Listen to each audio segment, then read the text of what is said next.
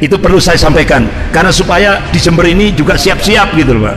Akan dijadikan korban pertama kali. Opsi ketiga, akhirnya ulama-ulama di Jakarta menyiapkan opsi yang keempat, dan ini sudah difatwakan MUI Pusat. Ulama akan mengangkat panglima dengan jargon iskariman omud syahidan. Ini artinya apa? Ulama-ulama di Indonesia memilih opsi keempat untuk menyelamatkan negara kesatuan Republik Indonesia ini, jihad fisabilillah. Allahu Akbar. Itu sudah. Makanya tunggu komando ulama. Kalau bahasa softnya, bahasa halusnya, revolusi akhlak, itu bahasa halusnya. Kalau bahasa umumnya, people power. Itu, Pak.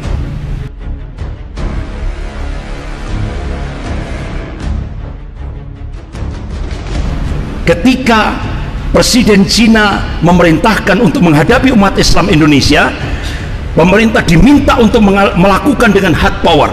Akhirnya perintah Presiden Cina langsung dilaksanakan, pakai preman untuk menghadapi umat Islam. Vulgar loh, Pak. Diumumkan lewat publik, preman direkrut untuk menghadapi umat Islam. Akhirnya apa? Gerakan operasi intelijen orgil, orang gila, yang disasar imam masjid, ustadz, ulama, ya kan? Sudah bergerak tes case awal Syekh Ali Jabir. Kenapa kok Syekh Ali Jabir? Karena Syekh Ali Jabir pernah muhadarah. Saya bercita-cita supaya di Indonesia ini muncul 1 juta penghafal Quran. Insya Allah ke depan presidennya hafal Quran. Itu logikanya seperti itu. Akhirnya beliau jadi test case awal. Nah, habis itu bergerak ke Lampung, bergerak ke Jawa Barat, bergerak ke Aceh, Jawa Timur. Itu informasinya akan disebar 1000 orgil, operasi intelijen orgil, orang gila itu. Tapi orang gilanya agak pinter, Pak, ya kan? Orang gilanya agak pinter. Yang disasar imam masjid, ustadz, dan ulama. Akhirnya apa? Ulama-ulama Madura mengeluarkan fatwa, kalau operasi intelijen orgil ini digerakkan di Jawa Timur, kami akan meminta pada umat Islam seluruh Jawa Timur tegakkan kisos. Berhenti tidak operasi intelijen orgil di Jawa Timur? Bergerak tidak? Langsung berhenti. Itulah fatwa ulama. Makanya tunggu komando ulama. Ini tunggu komando ulama, sabar. Tunggu komando ulama. Kenapa, Bapak-bapak? Ini mohon maaf ya, ini sebenarnya Syria, tapi saya sampaikan di Jember ini supaya tahu. Jadi gini, ini kalau ini benar-benar terjadi betul di Indonesia, ada 4 opsi. Opsi pertama, triumvirat. Triumvirat itu dalam hukum ketatanegaraan di Indonesia, ketika terjadi hal-hal yang tidak diinginkan, itu yang dimunculkan adalah Menhan, Mendagri, dan Menlu. Ini triumvirat. Tapi ini posisinya lemah. Kemudian muncul opsi kedua, presidium.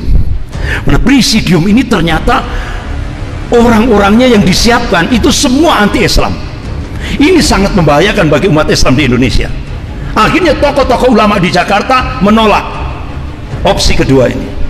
Opsi ketiga, ini yang mau digerakkan oleh Luhut Binsar Panjaitan, the real presiden yang sebenarnya, Luhut Binsar Panjaitan bersama Hendro Prayono. Ini kader-kader Ordo Yesuit, kader-kadernya Jenderal LP Modani. Jadi dia akan mengajukan opsi ketiga, junta militer. Otomatis, Pak, semua umat Islam ini akan dikorbankan, terutama ulama-ulama akan dijadikan korban pertama kali. Opsi ketiga, akhirnya ulama-ulama di Jakarta menyiapkan opsi yang keempat, dan ini sudah difatwakan MUI Pusat lewat Kiai Haji Muhyiddin bersama Kiai Haji Dr. Anwar Abbas. Apa? Ulama akan mengangkat panglima dengan jargon iskariman omut syahidan. Ini artinya apa? Ulama-ulama di Indonesia memilih opsi keempat untuk menyelamatkan negara kesatuan Republik Indonesia ini, jihad fisabilillah. Allahu Akbar. Itu sudah. Makanya tunggu komando ulama. Kalau bahasa softnya, bahasa halusnya, revolusi akhlak, itu bahasa halusnya. Kalau bahasa umumnya, people power. Itu Pak. Ya, saya kira itu perlu saya sampaikan karena supaya di Jember ini juga siap-siap gitu loh Pak. Tunggu komando ulama. Saya kira gitu, saya serahkan.